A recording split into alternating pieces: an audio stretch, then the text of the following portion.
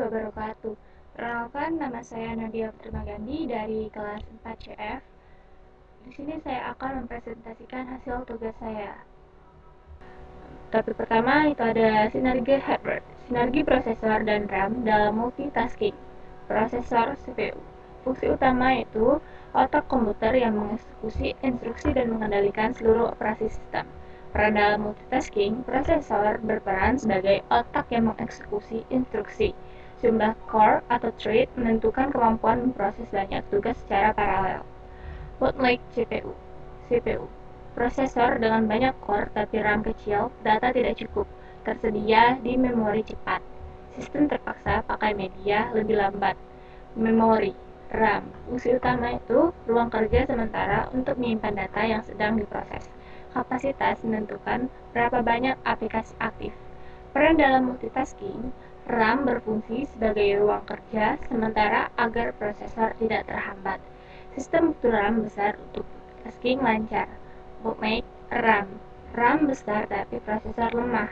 CPU tidak mampu memanfaatkan kapasitas tersebut. Keduanya harus imbang. Yang kedua itu ada evaluasi strategi penyimpanan. Perbandingan mendalam SSD dan HDD untuk memaksimalkan performa dan efisiensi biaya.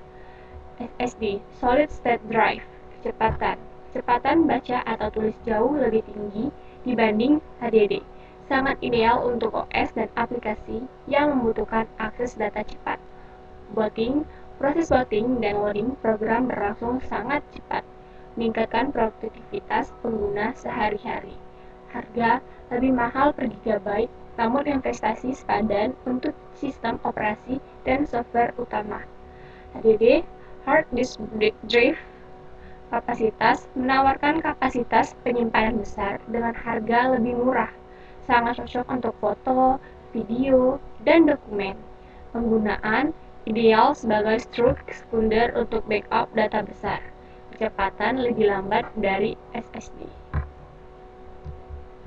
Yang ketiga, Power Supply Unit. Kritik pemilihan Power Supply Unit itu adalah singkatan dari PSU. PSU adalah jantung sistem listrik komputer yang menyalurkan daya ke seluruh komponen. Kualitasnya menentukan keamanan dan umur panjang hardware. PSU abal-abal itu tegangan tidak stabil, motherboard rusak, merusak GPU, RAM, dan stroke, menurunkan umur komponen drastis. Sistem sering crash tanpa sebab, tanpa sertifikasi, efisiensinya rendah, bahaya kebakaran, dan korsleting.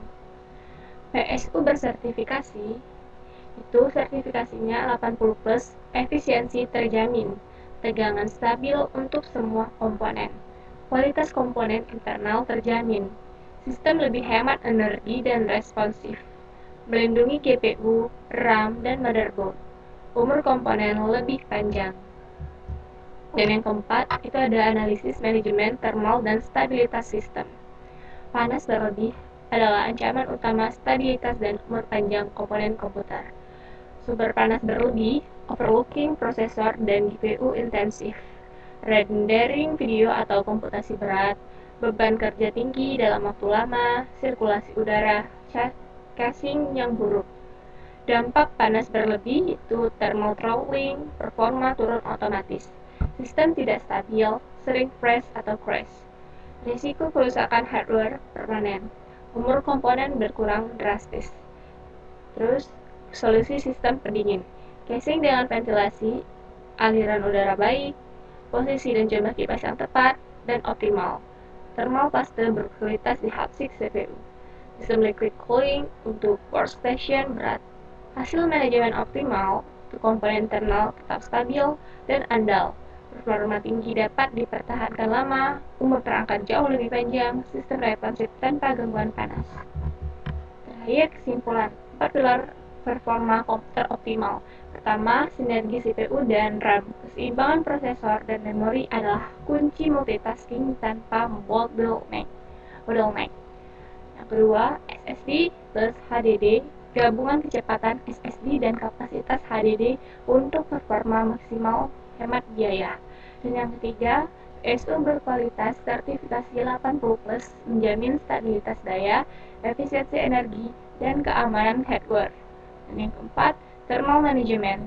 Sistem pendingin optimal menjaga stabilitas komponen dan umur panjang perangkat. Sekian presentasi dari saya. Terima kasih.